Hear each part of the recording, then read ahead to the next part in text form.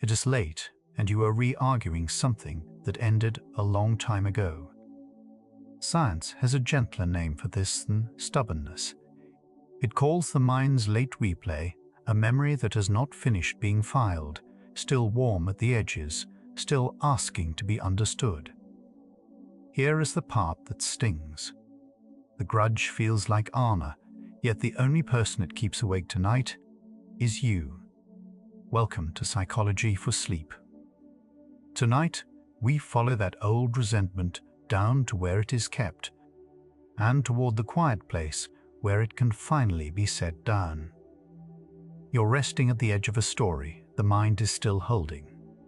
Let the grip loosen, just slightly, and let the sorting begin without you. Underneath everything we look at tonight sits one quiet question. Why does the brain keep replaying old resentments even in sleep? Somewhere behind the eyes, a conversation from months ago is running again, word for word, as if it just happened. You are not choosing to think about it. The person who hurt you is not in the room, may not even remember the day, and still the scene arrives on its own, uninvited, at the hour you most wanted to rest. Researchers who study memory would tell you this is not a flaw in your character. It is a mind doing exactly what minds do with experiences that carried strong feeling. The hurt is not stuck because you are weak. It is here because it mattered, and the brain files what matters differently. Think of how easily an ordinary Tuesday disappears. You cannot recall what you ate, what you wore, what small things filled the hours. Yet the afternoon someone betrayed your trust stays sharp for years, down to the tone of their voice. Psychologists call this the emotional enhancement of memory, and it is one of the most reliable findings in the field. Feeling acts like a highlighter. When an event stirs anger, fear, or grief, the brain marks it as worth keeping and saves it in richer detail. What feels like being unable to move on is often just a memory that was written in bolder ink than the rest. A small structure deep in the brain, shaped a little like an almond, was awake during the moment you were wronged. It is called the amygdala, and it works faster than conscious thought. When something threatens you, whether a fist or a broken promise, the amygdala flags the event and tells the rest of the brain to pay attention and remember. Studies using brain imaging show it lighting up strongly during emotional experiences. That old resentment you carry was, in part, tagged by this quiet alarm system, which cannot always tell the difference between danger to the body and danger to the heart. The memory feels physical for a reason, a heat in the chest, a tightening in the jaw. When you recall a grievance, the body does not treat it as a story from the past. It responds as if the offense were happening now, releasing a small pulse of stress chemistry. Researchers had measured this. Recalling an unresolved conflict can raise heart rate and muscle tension in the present moment. Your body is loyal to the memory in a way that can exhaust you. It stands guard over an old wound as though the danger never ended, long after the moment itself has gone. You have probably noticed that you can forgive a stranger's rudeness within minutes, but a friend's betrayal can linger for years. That difference is not random.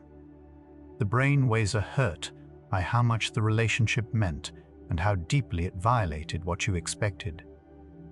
Closeness raises the stakes. When someone you trusted crosses a line, the mind registers it as both a loss and a warning. Attachment research suggests we hold these injuries longer precisely because they came from people who were supposed to be safe. The grudge is measuring, in its own rough way, how much you once let that person matter. At 2 in the morning, the perfect reply finally arrives. The sentence you wish you had said in the moment. This is not a coincidence of timing. When the day quiets and distractions fall away, the mind returns to unfinished business, and an unresolved conflict is the most unfinished business there is. Psychologists describe a pull toward closure. The brain dislikes leaving strong emotional situations open and keeps circling back, rehearsing, revising. The late reply you compose in the dark is the mind trying again to complete a scene that never got its ending. It is not weakness. It is a search for resolution that has nowhere to land. A grudge tends to grow more detailed over time, not less. You might expect memory to fade, yet the story of being wronged often sharpens, gaining new evidence, new interpretations. Each time you replay it, you are not simply pressing play. You are re-recording. Memory researchers have shown that recalling an event can subtly change it, and a memory revisited in anger tends to gather more anger. The version you carry now may be truer to your pain than to the original afternoon. This is part of why old resentments feel so solid. You have rehearsed them into something almost architectural. A resentment often hides a quieter feeling underneath it. Anger is loud and directed outward, easy to hold on to because it feels like strength. But beneath most grudges sits something softer and harder to face: hurt, disappointment, the ache of having counted on someone who let you down. Emotion researchers sometimes call anger a protective emotion, a shield the mind raises over a more vulnerable one. The grudge stays partly because it is easier than grief. As long as you are angry at them, you do not have to feel how much it wounded you. The armor protects the tender thing it covers. Maybe you have told yourself you hold the grudge so you will not be fooled again. There is real wisdom hidden in that instinct. The brain keeps painful lessons vivid so it can protect you next time, a kind of emotional immune system. A memory of betrayal becomes a caution sign for the future. The trouble is that the sign never comes down on its own. Long after the lesson is learned, the alarm keeps ringing, treating every quiet night as a moment that still needs guarding. What began as protection can slowly become a sentry that will not stand down, even when the threat is years gone. Notice that you rarely choose the moment a grievance returns. It arrives while you are brushing your teeth, driving, lying down to sleep. This is because emotional memories are stored with many triggers attached: a smell, a phrase, a certain silence. Any of them can open the file without warning. Researchers call these involuntary memories, and they are far more common with unresolved emotional events than with neutral ones. The grudge is not something you are actively doing. It is something the mind keeps ready, wired to activate on its own. Understanding this is a first small relief. You are not choosing this replay, and you are not alone in it. And this is only the beginning of what the science of memory reveals about the way an old resentment actually works inside you. Remembering that something happened is not the same as reliving it. You can know a fact about your past without any charge, the way you know your childhood address. But a grudge is not stored like that. It is stored with its feelings still attached, so that recalling it means feeling it again. Neuroscientists distinguish between the content of a memory and its emotional tone, and these can be held somewhat separately in the brain. A resentment is a memory whose emotional volume never got turned down. The work ahead, the science will suggest, is less about erasing the event and more about quieting that volume. A phone face down on the nightstand still glows a little when a message lands, and the mind does something similar with an old wound. Even when you are not thinking about the person, a low signal keeps running in the background, a faint readiness to be angry. This is sometimes described as a lowered threshold. Once a grievance is well practiced, it takes very little to reactivate it. A name, a memory, a similar slight from someone else, and the whole feeling floods back. You are carrying a standing charge. Part of why it disrupts your sleep is that this background signal does not fully switch off just because the lights do. Ask where a thought goes when you finally stop chasing it during the day. For many people, the answer is that it waits for the night. During waking hours, you are busy and the mind has tasks to occupy it. But rest removes the distractions, and the unresolved feeling that was crowded out returns with room to spread. Sleep researchers have found that emotional material suppressed during the day often resurfaces at bedtime and even shapes what we dream. The grudge is not choosing to ruin your night out of cruelty. It is simply arriving in the first quiet space it has had all day. Two people can live through the same betrayal and carry it very differently. One releases it in weeks, the other holds it for a decade. Personality plays a part here, and researchers have studied a trait sometimes called trait rumination, the tendency to loop repeatedly over negative events. People high in this trait do not feel more than others in the moment, but they revisit the feeling far more often afterward. If you have always been someone whose mind returns and returns to old hurts, this is not a moral failing. It is a style of processing, and like any style, it can be gently worked with once you see it clearly. A grudge often comes with a story in which you are entirely right and they are entirely wrong. This clean division is comforting, and it is also how the mind protects a wound. Psychologists note that when we are hurt, we naturally simplify. We remember our own reasons vividly and their reasons barely at all. This is not dishonesty. It is the ordinary shape of pain. The trouble is that a story with no complexity is very hard to release because there is nothing to soften. Later tonight, the science will gently complicate that story, not to excuse anyone, but to loosen the grip the simple version has on your rest. It can feel sometimes as if letting go would mean the hurt did not matter. This fear keeps many grudges alive.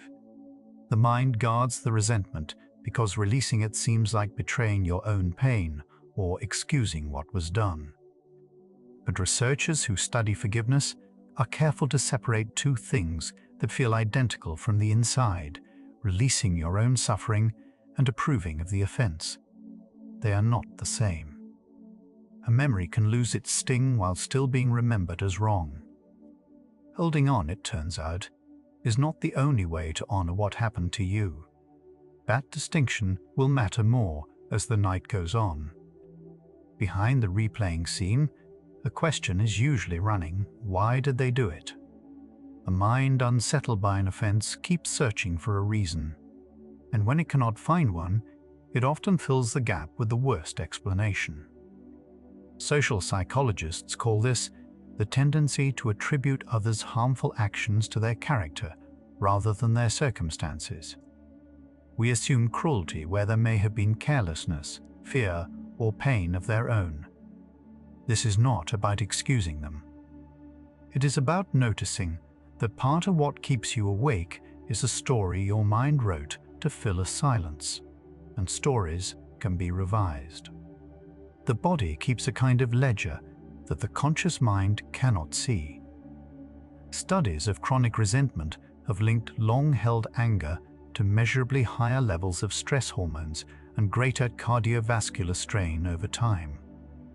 The associations are correlational, and researchers are careful not to overstate them, but the pattern is consistent enough to take seriously. Holding a grievance is not free. It asks the body to carry a small, steady tension for years, a tax paid quietly in the background of your health. The person you resent rarely feels this cost. You are the one keeping the account open and the one paying the interest. Perhaps you know the strange satisfaction of rehearsing what you would say if you ever confronted them. The mind returns to this fantasy because it briefly restores a sense of power. When someone hurts you, they take something, a sense of safety, of fairness, of being seen. Replaying the confrontation is the mind's attempt to take it back. Psychologists understand this as a search for restored justice. The difficulty is that imagined justice does not close the file. It reopens it again and again, so that the very effort to feel better keeps the wound warm. Real relief, the science suggests, comes from a different direction entirely. The word resentment comes from an old root meaning to feel again. Buried in the language itself is the mechanism. To resent is to re-feel, to experience the injury a second time and 100th. This is not a metaphor the brain invented. It is a fair description of what is happening physiologically. Each return runs a fainter version of the original emotional response through your nervous system. The grudge is less a fixed object you own and more an action you keep performing. That is quietly hopeful, because an action, unlike a scar, is something the mind can eventually learn to stop repeating. A grievance can feel like it belongs to the person who caused it, but it lives entirely in you.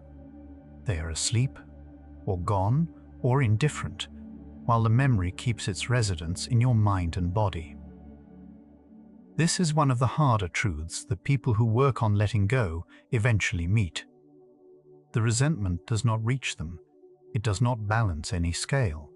Its whole weight rests on the one who carries it. Recognizing this is not the same as forgiving, and it is not a demand to hurry. It is simply seeing clearly where the burden actually sits, which is the first honest step toward being able to put it down. It is common to believe you've moved on, only to find the feeling intact the moment the person's name appears. This is because burying a grievance is not the same as resolving it.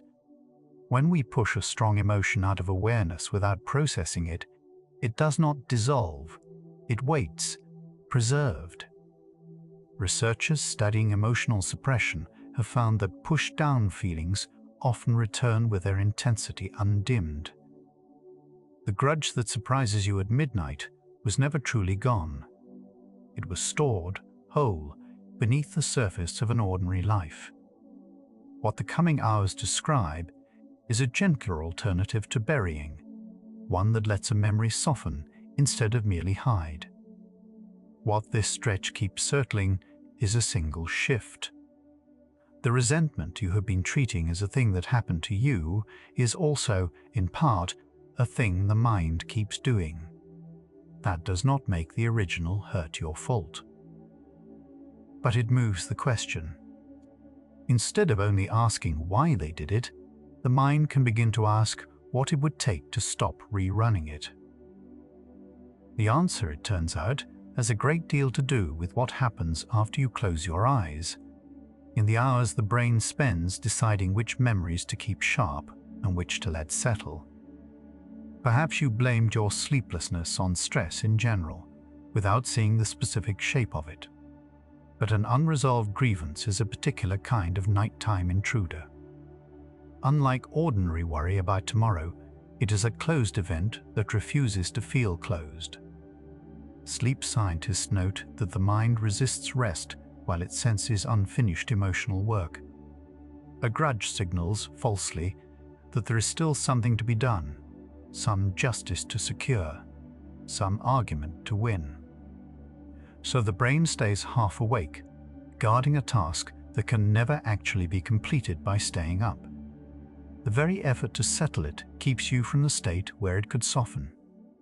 Picture the mind at the end of the day as a desk covered in the hour's papers, most of them ordinary and easily cleared.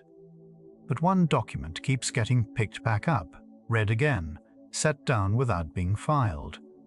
That is the grievance. What the night is for, science increasingly suggests, is a kind of sorting, deciding what to store, what to soften, what to let fade. The trouble with a well-guarded grudge is that it resists the sorting. It keeps raising its hand. The rest of tonight follows what actually happens to that stubborn page once you finally let the sorting begin. Right now, the mind that has been holding this old grievance is doing something it does every night once the room goes quiet. It is beginning to sort. Not erasing, not forgiving on command, only starting the slow work of deciding what still needs guarding. You just heard that resentment resists this sorting, keeps raising its hand to be read again. Notice, without fixing anything, where that raised hand sits in you right now, the jaw, the chest, the shoulders. What you have not heard yet is what the sleeping brain actually does with a feeling that will not be filed. That is where the next stretch begins. During deep sleep, the brain replays the day's experiences in fast, compressed bursts, strengthening the memories it has decided to keep. This is well established. Studies in both animals and humans show the sleeping brain reactivating patterns from waking life, moving them into longer-term storage. Emotional memories are prime candidates for this process. So the grievance you rehearsed all evening does not simply rest at night. In some form, the brain revisits it, reinforcing the very trace you wish would weaken. This is not the brain betraying you. It is a general system for learning, doing its job on material you would rather it left alone. One stage of sleep, rich in dreaming, seems especially involved with feeling. It is called REM sleep, and during it, the emotional centers of the brain are highly active, while stress chemistry runs unusually low. One influential idea, proposed by sleep researchers, is that REM offers a kind of overnight processing, a chance to revisit emotional memories in a calmer chemical environment. The evidence for this is real, but still debated, and scientists disagree about exactly what REM does. What is clearer is that sleep and emotion are deeply linked, and that the hours you spend dreaming are not empty. They are, in some way, working on what you felt. After a night of poor sleep, you may wake feeling more raw, more easily angered, less able to let small things go. That experience matches what laboratories find. When people are deprived of sleep, the amygdala, that quick emotional alarm, becomes more reactive, and the brain regions that normally calm it grow less effective. In one well-known study, sleep loss increased amygdala responses to negative images by more than half. A grudge and poor sleep can feed each other. The resentment disturbs your rest, and the lost rest makes the resentment feel sharper the next day. It is a loop, and loops once seen can be entered from either side. Not all of a memory is stored in the same place, or with the same strength. Over successive nights of sleep, the brain appears to gradually loosen the tie between a memory and its raw emotional punch, keeping the information while softening the sting. Some researchers describe healthy emotional processing as remembering the event without reliving the panic. When this works, an old hurt becomes a fact you can hold calmly. When it does not, the feeling stays fused to the memory. Much of the difference, evidence suggests, comes down to whether the emotion was ever given a chance to be processed, rather than only suppressed and replayed. A grievance that keeps you awake is, in a sense, a memory that never finished its night's work. Sleep scientists have found that emotional processing during sleep can be interrupted by the very stress the memory causes. If a resentment is intense enough to fragment your sleep, it may also be blocking the calmer processing that would eventually soften it. This is the cruel knot at the center of a sleepless grudge. The feeling disrupts the sleep that might have healed it. Seeing the knot is not the same as untying it, but it points toward where the loosening has to happen, in the quality of rest itself. Think of how a wound on the skin heals faster when you stop pressing on it. Emotional memory seems to follow a loosely similar pattern. Each time you deliberately rehearse a grievance during the day, you may be remarking it as worth keeping, signaling to the sleeping brain that this trace belongs among what stays vivid. Researchers studying rumination have found that repetitive dwelling tends to maintain and even deepen negative memories rather than resolve them. The Nike replay you cannot control is partly fed by the daytime replay you can. This is not blame. It is leverage, a first place where a small change in the day can quietly change the night. A single grievance can spread its color across everything, souring a whole evening, a whole mood.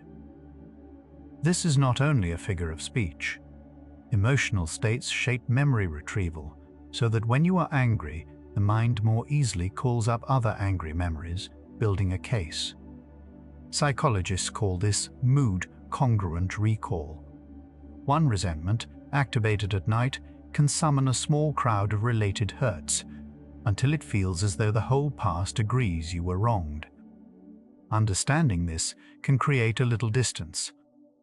The flood is not proof of how bad things are. It is a predictable trick of a mind running in a particular emotional key. A quiet competition plays out in the sleeping brain over what to keep. The night has limited resources, and not every experience can be strengthened equally. Emotional memories tend to win this competition, which is usually helpful since it serves us to remember what hurt or helped us. But a grudge exploits this system, presenting itself as vital survival information long after the danger has passed. The brain, following an ancient rule, keeps prioritizing it. Knowing this reframes the grudge's persistence. It is not that your mind is broken. It is that a very old, very useful system is being triggered by a threat that no longer exists, and it does not yet know to stop. A body preparing for sleep is supposed to lower its guard, dropping heart rate, easing muscle tension, letting stress chemistry recede. A live grievance interferes with this handover. When you lie down and the resentment surfaces, it can nudge the nervous system back toward alertness, the opposite of what sleep requires. Researchers measuring bedtime rumination have linked it to longer time falling asleep and lighter, more broken rest. The grudge is not only a mental event, it is a physiological signal that keeps telling the body the day is not safely over. Part of letting go, then, is teaching the body that this particular danger has, in fact, passed. Notice how differently you treat a story you have decided is finished. Once a chapter feels complete, the mind releases it, and it stops demanding attention. Psychologists studying closure find that the brain rests more easily around events it perceives as resolved, even if the resolution is only internal. A grudge is, almost by definition, a story the mind has refused to mark as finished. The offense stays filed under unfinished business, and the brain keeps it near the surface, ready. This suggests that letting go is less about forcing forgetfulness and more about granting a kind of internal completion, a sense that the account, for you, can finally be closed. You might assume that the strongest memories are the most accurate, but emotion and accuracy are not the same. Intense feeling makes a memory feel vivid and certain, yet studies show emotional memories can be just as prone to distortion as any other, sometimes more. The grudge you are sure of, down to the detail, has likely drifted over years of retelling. This is not a reason to doubt that you were hurt. The hurt is real. It is a reason to hold the story a little more loosely. A memory you grip too tightly cannot soften, and some of what you are gripping may be the mind's later additions, not the original event. A grievance often carries a quiet wish for someone to acknowledge the wrong before you can rest. This is a deeply human need, the wish to be seen, to have the harm named, but it hands the key to your peace to the very person who hurt you. Researchers who study forgiveness note that waiting for an apology that may never come can trap people in years of suffering. There is another path, harder to believe in at first, that the release you are waiting for them to grant can, in fact, be given to yourself. Not as a favor to them, but as a quiet reclaiming of a key that was always yours. It helps to know that the mind treats a rehearsed grudge as a skill. Anything practiced enough becomes automatic, easier to trigger, harder to interrupt, whether it is playing piano or replaying a betrayal. Neuroscientists describe this as strengthened neural pathways. The more a circuit fires, the more readily it fires again. A long-held resentment is, in this sense, a well-worn path through the mind, walked so often it has become the default route at night. This sounds discouraging, but it contains the remedy. Paths that are walked less often grow over. The circuit that feels permanent is, in fact, maintained by repetition, and repetition can change. You may notice that the grudge feels most solid when you're alone in the dark. Daylight and company keep it in proportion. Solitude and silence let it expand. This is partly because the mind, without external input, turns to internal material, and unresolved emotion is the loudest thing in the room. Sleep researchers point out that the quiet before sleep is exactly when suppressed feelings claim their space. The nighttime intensity is not truer than the daytime calm. It is simply what a grievance looks like with the lights off and nothing to compete with. Knowing this can loosen its authority a little in the hours it feels most absolute. Picture two rooms in the sleeping brain, one that stores what happened and one that stores how it felt. On a good night, they communicate gently, and the feeling slowly relaxes its hold on the facts. On a hard night, guarded by a grievance, the connection stays tight and the memory keeps arriving fully armed. Much of the science of letting go is really the science of loosening this connection, allowing a memory to be recalled without the full charge firing every time. That loosening does not happen by force. It happens, research suggests, in states of calm and safety, the very states a resentful, sleepless mind finds hardest to reach. The pace in you has likely slowed. The breath is a little longer, the thoughts a little farther apart. Nothing here needs finishing tonight, and no argument needs to be won before you rest. You have been listening long enough for the body to begin trusting the quiet. Let one more breath go, slowly, and we will keep moving through this together, gently, toward the part where the holding begins to ease. A grievance can start to feel like part of who you are, woven into your identity. This is one of the subtler reasons letting go is hard. When you have carried a story of being wronged for years, releasing it can feel like losing a piece of yourself. Psychologists studying identity and narrative note that we build our sense of self partly from the stories we tell about our past, including our injuries. The grudge is not only a memory, it has become a character in your autobiography. Loosening it, then, is a quiet act of reauthoring, keeping the truth of what happened while no longer letting it define the whole shape of you. Consider that forgiveness, in the research, does not mean what most people fear it means. It does not require reconciling with a person, trusting them again, or deciding the offense was acceptable.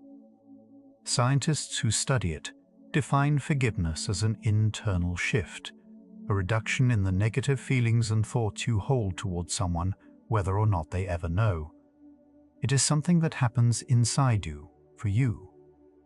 This definition matters because many people refuse to even consider letting go, believing it demands a reunion or an excuse. It asks for neither.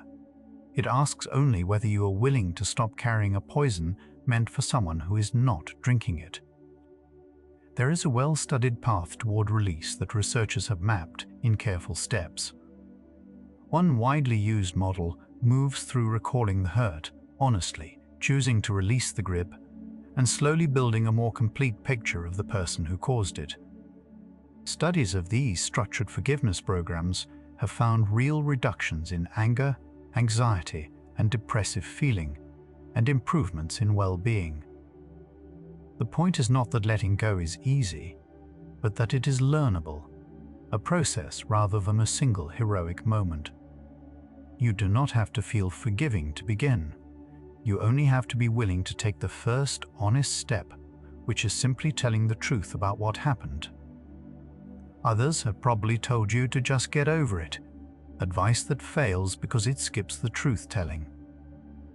Genuine release, the research suggests, begins not with minimizing the hurt, but with fully acknowledging it. People who try to leap straight to forgiveness while denying their pain tend to bury the feeling rather than resolve it, and it returns. Psychologists working in this area emphasize an honest reckoning first, naming exactly what was lost and why it mattered. Only a wound that has been seen clearly can begin to close. The path to setting a grievance down runs, paradoxically, straight through the middle of admitting how much it weighed. Imagine for a moment the person who hurt you as a whole human being rather than a single act. This is not to excuse them. It is a documented step in releasing resentment.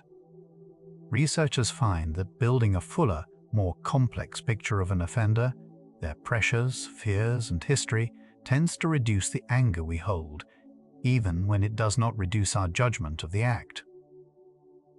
The mind's simple story of pure villain and pure victim keeps a grudge rigid. A more complicated story does not make the harm acceptable. It makes it bearable to remember, because a complex human is easier to release than a cardboard monster. It can be strangely hard to let go, because a part of you is waiting for the ending to change. As long as the grievance stays open, some hopeful corner of the mind still believes the story could be corrected, the apology delivered, the wrong undone. Grief researchers see something similar in mourning. We resist accepting a loss because acceptance feels like surrender. But a grudge held open in hope of a better past keeps you living in a scene that is already over. Letting go includes a small, quiet grief, accepting that it happened, that it will not be undone, and that your peace no longer depends on rewriting it. Forgiving and forgetting are not the same, and the difference the science draws is freeing. You are not being asked to erase the memory or drop your guard against real danger. People who release old resentments still remember what happened and still make wise choices about whom to trust. What changes is the charge. The memory stays as information. The burning stops. Researchers describe this as decoupling the emotion from the recollection, keeping the lesson while releasing the pain. This is why letting go does not make you naive. It makes you lighter, carrying the wisdom of the experience without the weight of the wound. The deepest resentments often involve a violation of something you hold sacred: fairness, loyalty, honesty. Grudges are, at heart, about moral injury, the sense that a rule you live by was broken. This is why they feel so righteous and so hard to release. Letting go can seem like abandoning the value itself. But the value and the grievance are separable.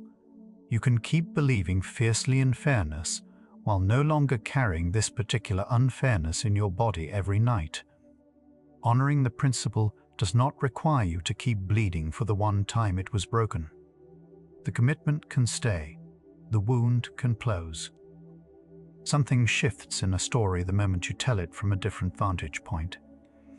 Perspective taking is one of the most reliable tools in the psychology of letting go. When people are guided to view an old conflict from a wider angle, imagining how it might look years later, or through the eyes of a compassionate observer, the emotional grip tends to loosen. Nothing about the facts changes. Only the altitude changes, and from higher up, the same event takes up less of the sky. The grievance that filled your whole horizon at midnight can, from a wider view, become one hard chapter in a much longer, more spacious life. Here, the question has quietly turned. We began by asking why the brain keeps replaying an old resentment.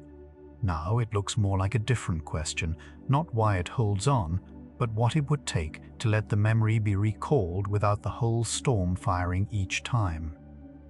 The science has been pointing step by step toward an answer that lives less in confronting the person and more in changing your relationship to the memory itself, in states of calm, in honest reckoning, in a fuller story. The second half of tonight follows that turn inward, toward the place where a grievance finally loses its power to keep you awake. What just opened that the release you have been waiting for someone else to grant might be yours to give is not only an idea. You may be carrying both things at once tonight, the wish for them to finally understand and a quiet tiredness with waiting. Let both be here, unresolved for now. Feel where your body meets the bed, the weight of you held without any effort of your own. The hours ahead lean further into what happens when you stop waiting and let the memory begin to soften on its own. Each time a memory is recalled, the mind can quietly revise it, and this is where hope lives.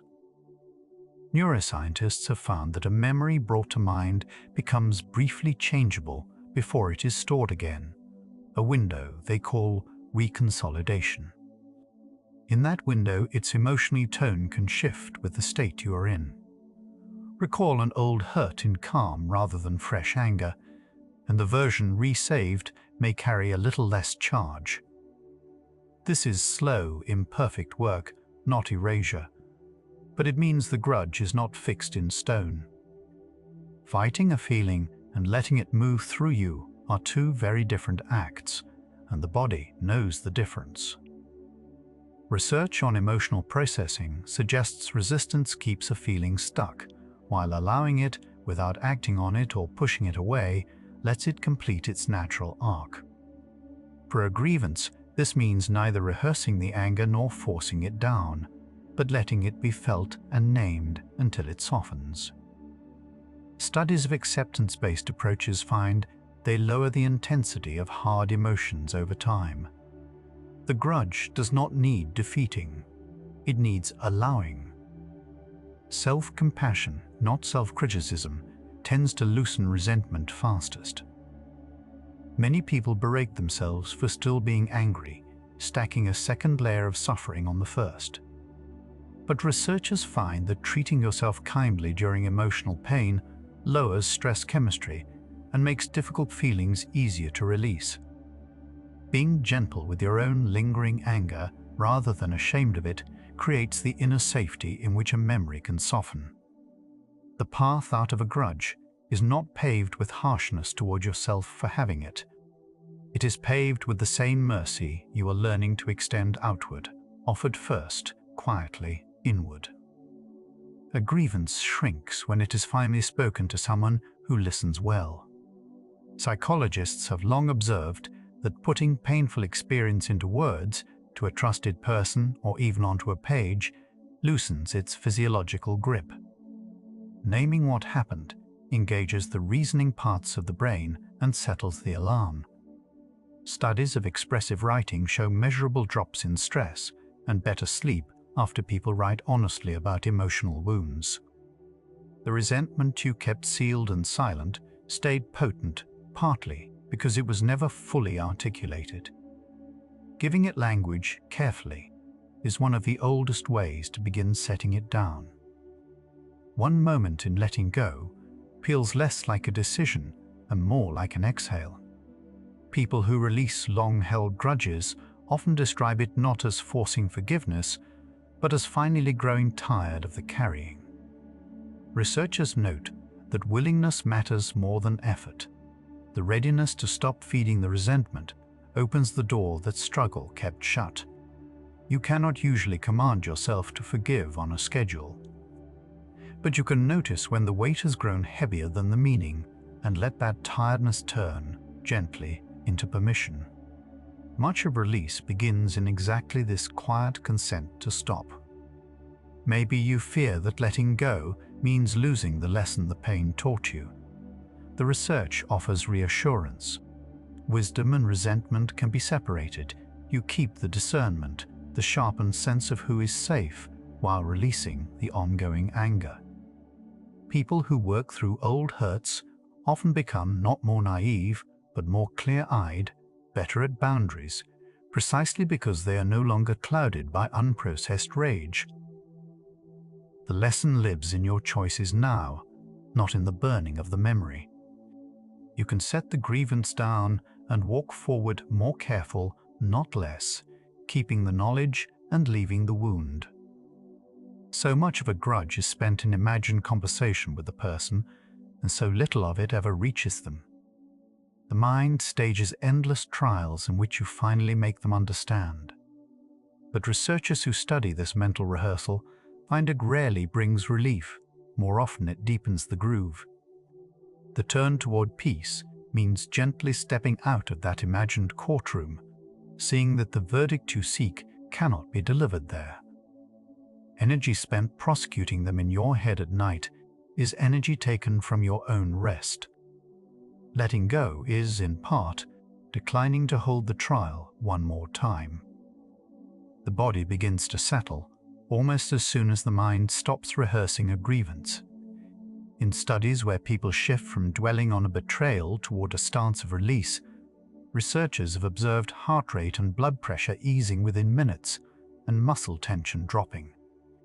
These findings describe states, not permanent cures, and the physiology is complex.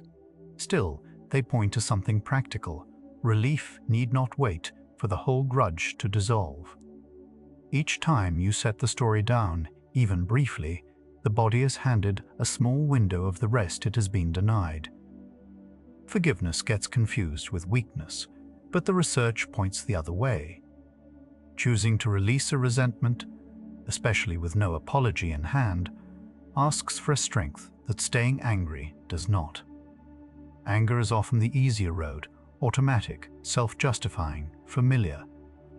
Letting go asks you to give up the grim comfort of being the wronged one and step into an unfamiliar lightness.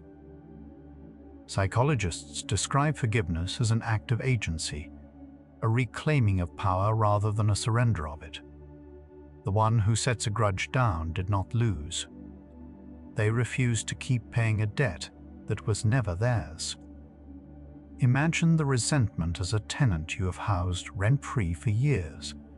It takes up space, demands attention, disturbs the whole household of your mind, and gives nothing back.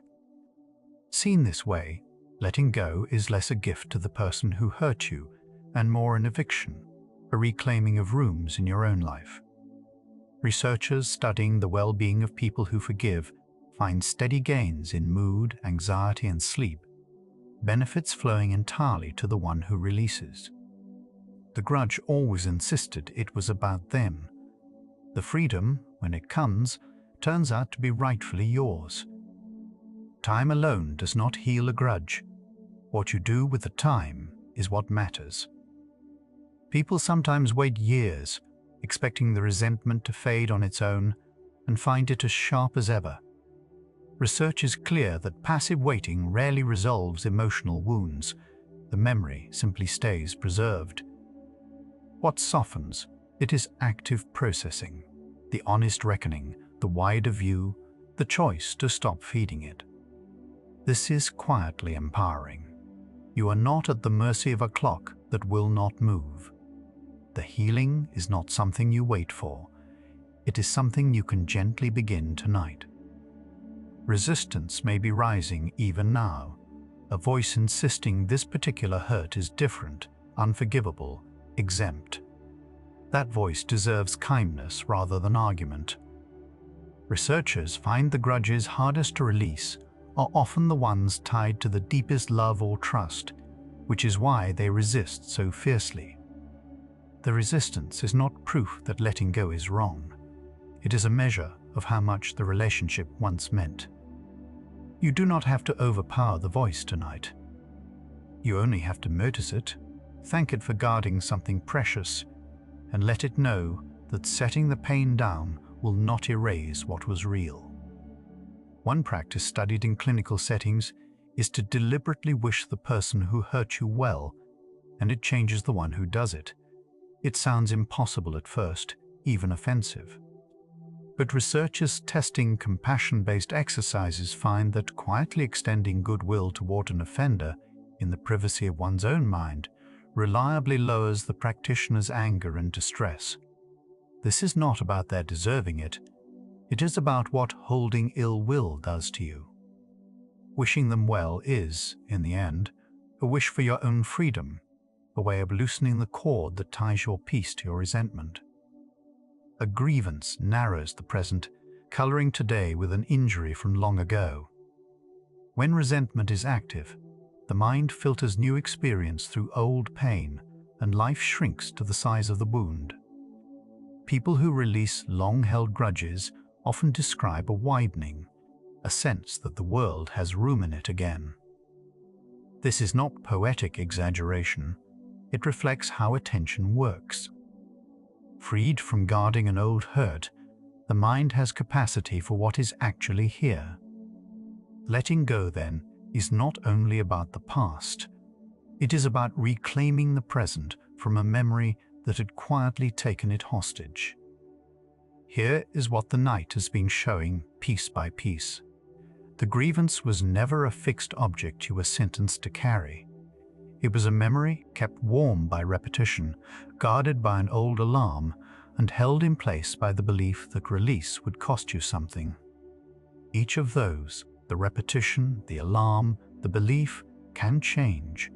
The resentment that felt permanent is maintained moment by moment, and what is maintained can be, slowly, allowed to lapse. This is the quiet center of it all. You are not stuck with the grudge. You are keeping it, which means you can also begin to stop. A small act of release can ripple outward through a whole night's sleep. When people set down even part of a grievance before bed, they often fall asleep more easily and wake less. This fits everything we have followed. The resentment kept the nervous system on guard, and its loosening lets the body stand down. Sleep researchers link reduced bedtime rumination to deeper, more continuous rest. The peace is not only emotional, it is physical, measurable in the quality of the hours that follow. What you release from your mind tonight, your body may quietly thank you for by morning. Letting go is rarely a single event and more often a slow returning. You may release a grudge tonight and find it back next week, and this is not failure. Researchers describe forgiveness as a process, one that is sometimes renewed again and again, each pass leaving the memory a little lighter. The old path in the mind does not vanish at once. It grows over gradually as it is walked less. So, if the resentment returns, you have not lost your progress. You simply practice the release again, until one day you notice the memory arrive and pass without the storm. Softening is cumulative, even when it feels circular. A quiet freedom comes from realizing the person no longer has to change for you to be free.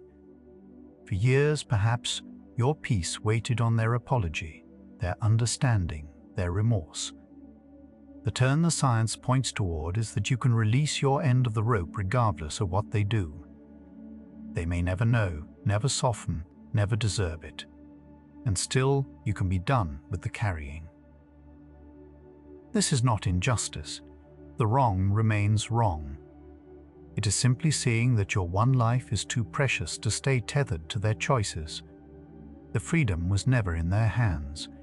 It was always in yours. Beneath the resentment, once it loosens, is not emptiness, but an unexpected tenderness. People who work through old grudges often meet, under the anger, the grief they were shielding, and then, past the grief, a strange softening toward themselves and even the one who hurt them. This is the natural arc of a feeling allowed to complete. The armor of anger was covering a wound, and the wound, tended, begins to close. What waits on the other side of a released grievance is not the coldness you might fear. It is more room in the heart, including room for the person you have been all along. The deepest reason to let go has nothing to do with them and everything to do with the hours of your life. Every night spent guarding an old injury is a night not spent resting, dreaming, restoring. Researchers who study the long arc of well-being find that people who release resentments tend toward greater life, satisfaction, and steadier health over time, the benefits again flowing to the one who lets go. This is the quiet accounting the grudge never wanted you to do. The cost of holding on was always measured in your own days, and your days are worth reclaiming. Often near sleep, the mind grows soft enough to hold a hard memory gently. In this drowsy, unguarded state, the usual defenses relax, and a grievance can be met with less resistance than in the sharp light of day. Some therapeutic approaches work precisely with these calmer states, revisiting old hurts when the nervous system is settled rather than alarmed. You are, right now, drifting toward exactly such a state. The resentment that felt granite hard at midnight may, in this softness, feel more like something you can finally set on the floor beside the bed and leave there while you rest. You have carried this far longer than the moment ever asked you to. The offense lasted minutes, perhaps, or a single conversation, and you have given it months, years of your nights. Seen plainly, this is not a debt you owe. It is a weight you were handed and never told you could put down. Researchers who help people release grievances often begin simply by making this visible, the sheer disproportion between the injury and the carrying. Something in the mind eases when it sees the imbalance clearly. The permission to stop was always there. Tonight, you are close to taking it. The body already knows how to release things without instruction. It exhales without being told, lets the day's tension go in sleep, clears and repairs while you do nothing at all. Letting go of a grievance can borrow this same trust. You do not have to force the resentment out by willpower. You can, instead, allow the natural releasing the body already knows and let the mind follow it. Just as the lungs do not grip the breath they have finished with, the mind can learn to stop gripping a memory it has finished needing. The releasing is not a new skill. A version of you is close now, one who remembers what happened but is no longer held by it. Not a colder you, not a naive one, simply one who has set the stone down and walked on. This is not a fantasy. It is the documented experience of countless people who have released long grudges. They describe the same memory, unchanged in its facts, that no longer starts the fire. The event kept its truth and lost its grip. That person is not a self you have to earn through struggle. They are who remains when the carrying stops, and the carrying is quietly beginning to stop. So here is what the whole night has been moving towards. A grudge is old emotional memory. The mind keeps rehearsing until it is finally processed, and letting go, what the science calls forgiveness, is the slow update that lets you set that memory down for your own sake, so that sleep no longer has to carry it. The wrong stays remembered. The lesson stays learned. Only the burning ends. You are not releasing them from what they did. You are releasing yourself from having to feel it one more night in a body that was only ever trying to keep you safe. The releasing runs on its own now, the way the body clears the day while you sleep, without instruction, without effort from you. Something has been gathering toward a single, simple idea, that you were never required to carry this forever, and that the one who sets it down is the one who goes free. You can loosen your hold on the old story now. What we have been circling all night is very close, and it asks nothing of you but rest. The person who hurt you is not in this room. Only the memory is, and a memory cannot wound you the way a living person can. It has no hands tonight, no voice, no power except the power you have been lending it. Tonight, you can gently take that power back and let the memory be just that, a memory, resting quietly where it belongs, somewhere behind you, in the past that has already passed. Nothing about them has to be decided tonight. Not whether to forgive, not whether to forget, not whether they will ever understand. Those are questions for the daylight, if they matter at all. Right now, in the dark, you have only one small thing to do, which is to let the grip in your chest soften by a single degree. That is enough. That is more than enough. The rest can wait until you are rested. Anger was never the proof of your strength you were told it was. Real strength is quieter than that. It is the choice made here in the dark with no one watching to stop paying for a wrong you did not commit with the hours of rest you cannot get back. To set the sword down is not to lose the fight. It is to finally leave a battlefield that was only ever costing you. Whatever they owed you may never be repaid, and waiting for it has been its own long punishment. So tonight you can close the account, not because the debt was fair, and not because they earned your mercy, but because keeping it open has drained only you. The ledger was always in your hands, never theirs. You are allowed to shut the book, turn out the light, and let the unpaid balance finally stop keeping you awake. Beneath the old resentment is the person you were before it arrived, gentler, lighter, less on guard, more at ease in your own quiet. That person did not vanish when you were hurt. They have only been waiting under the armor, patient, unhurried, for it to feel safe enough to set the heavy thing down. Tonight, in this stillness, it is safe.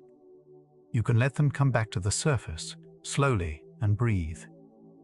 You are allowed to remember and still rest. The two were never truly opposed, though the grudge insisted they were. A memory can stay exactly where it is while its charge quietly fades, the way an old scar remains on the skin but no longer hurts to touch. It marks where something happened and healed. Tonight, the remembering can stay and the hurting can begin, at last, to let you go. The grudge asked you to stay awake, guarding a danger that is already gone. But the fight is over, and the guard is no longer needed. Tonight you can tell that old alarm, gently and without anger, that the threat has passed. It served you once. It can rest now. You are safe here, in this quiet, in this bed, and there is nothing left in the dark that requires you to keep watch. Nothing has to be settled with them for you to be settled in yourself. This is the quiet turn everything tonight has been moving toward. The peace you kept waiting for them to grant was never theirs to give in the first place. It has always been yours, held in your own keeping, waiting. And tonight, without asking anyone's permission, you can begin softly to take it back into your hands. Let the imagined argument end, unfinished, unwon. You do not have to deliver the perfect line tonight. You do not have to make them see. There is far more rest in the peace you simply allow than there ever was in the flawless reply you rehearsed 1,000 times into the ceiling. The courtroom can close. The verdict you were seeking there was never going to let you sleep anyway. The heaviest thing you have carried was never the offense itself. It was the holding of it, night after night, in a grip you forgot you were even making. And the holding, unlike the past, is something your own hands can open. Right now, slowly, without force, you can feel them loosen. You can let the weight you have gripped for so long settle out of your palms and sink quietly toward the ground. You were hurt, and it mattered, and you are allowed to lay it down. None of those truths cancel the others. The mattering does not disappear when the weight does. Setting the grievance down is not saying it was nothing. It is simply mercy offered at last to the one person who has carried it longest and most faithfully, which was never them. It was always, quietly, you. If the resentment returns tomorrow, you have not failed. This is how release works, not in one clean break, but in many gentle ones. You will set it down again and again, a little more easily each time, until one evening you notice the memory arrive and drift past like weather, seen and felt and let go, without the old storm gathering behind it. Softening adds up even when it feels like starting over. The one who lets go is not the one who lost. They are the one who stopped bleeding, who reclaimed their own nights, who chose rest over an old score that was never going to balance. There is nothing weak in this. It takes more strength to open a hand than to keep it clenched. Tonight, in the quiet, with no one to prove anything to, you can be that stronger, lighter one. Feel how much lighter the body becomes the moment it stops bracing. The jaw unclenches. The shoulders drop from where they have hovered near your ears. The chest opens a little, and the breath goes deeper on its own. This is what the body has wanted all along. Permission to stop guarding what no longer needs a guard. You do not have to hold the line anymore. There is no line left to hold. So the question that kept you awake is quietly answering itself now. The mind replayed the grudge because it mattered and had not yet been processed. And here, in this softness, the processing is finally happening. Not by force, not by confrontation, but by the simple willingness to stop holding on. Nothing is being erased. The memory stays. It is only, at last, being allowed to settle into its proper place and go still. You can keep the wisdom and release the wound. The sharpened sense of who is safe, the clearer boundaries, the hard-earned knowing, all of it remains with you. Only the burning leaves. You walk forward from this night, not more naive, but more clear-eyed, not colder, but freer, carrying the lesson without the weight of it. That is the quiet gift the grudge never wanted you to know was possible. The past is not asking to be rewritten tonight. It never was. It is only asking finally to be allowed to be the past, finished, complete, filed away among all the other things that happened, and no longer decide how you sleep. You can stop standing guard over it, stop arguing with it, stop trying to make it come out differently. It is done. And because it is done, so tonight can you be. Let the wish for their understanding go soft in your hands. They may never understand, never apologize, never know what it cost you. And you can become whole anyway, released from waiting at a door that was never going to open. There is a whole life on this side of that door, and your rest is part of it. Turn, gently, away from the closed door and toward the quiet that has been waiting for you all along. A spaciousness is opening now where the grievance used to live. Do not rush to fill it with anything. Let it stay open, quiet, uncrowded, the first real room you have felt in this part of yourself in a long time. The resentment took up more space than you ever realized, and its leaving is not a loss. It is the return of something you'd almost forgotten, the simple, unguarded quiet of your own mind. You are not the story of what was done to you.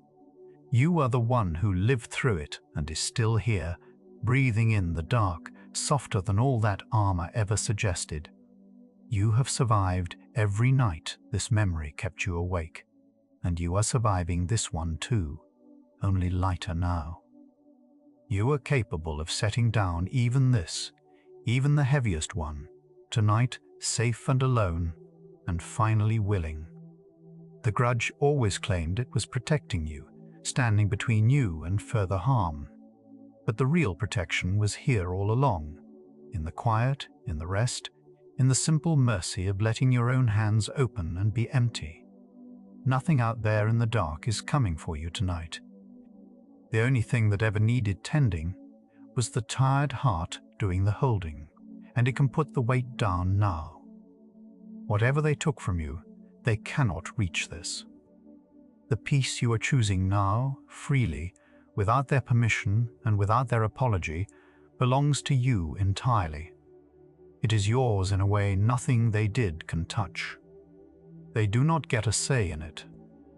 Here, in this quiet you have made, you are beyond the reach of the wrong, holding something they cannot take because you gave it to yourself.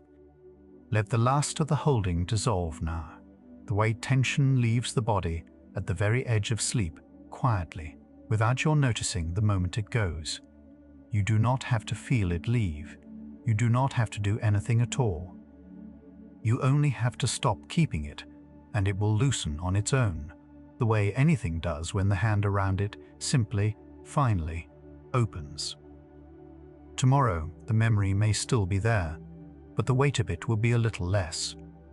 And the night after that, less again.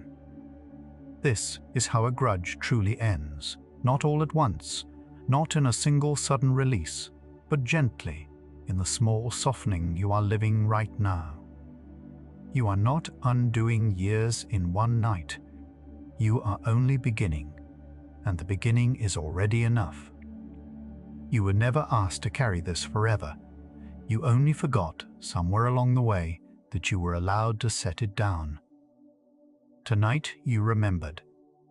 And in the remembering, something has already changed, some weight already eased from your hands without your forcing it. You are lighter now than when this hour began. You are freer, and you are at last, after so long, ready to rest. The answer was never a matter of who was right. It is simply this: the grip was yours to open, and tonight, without struggle, you opened it.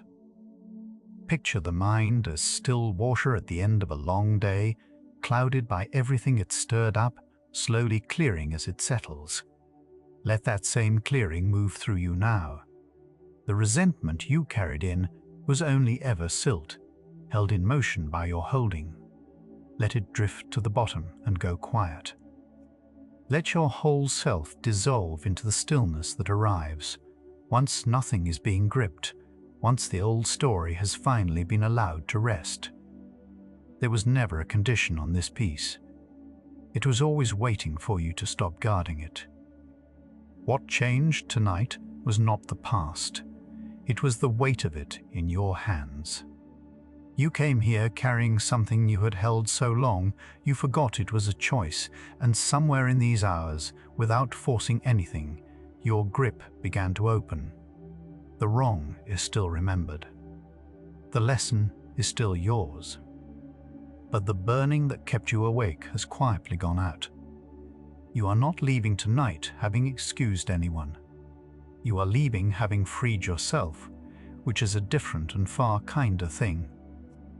And the rest that was always waiting behind the resentment is here now, asking nothing, offered freely, entirely your own. The science of healing has been returning to this same quiet question from many directions, how a mind sets down what it was never meant to carry forever. The next hour follows it toward the part tonight only began to touch, the wounds that come not from others, but from the way we have learned to speak to ourselves. That hour is waiting whenever you are ready. You can allow the last of these thoughts to settle now, like silt sinking through still water, until the whole glass runs clear. Let your shoulders release the weight they have been holding without your permission. If sleep comes, let it carry you toward the lightness that was always waiting on the other side of the grudge. If your eyes have already closed, there is nothing left tonight to open them for. Rest well, weary one. You were never required to carry it forever, and tonight, at last, you set it down. Fall asleep to the science of letting go, where understanding becomes the softest place to rest. Good night.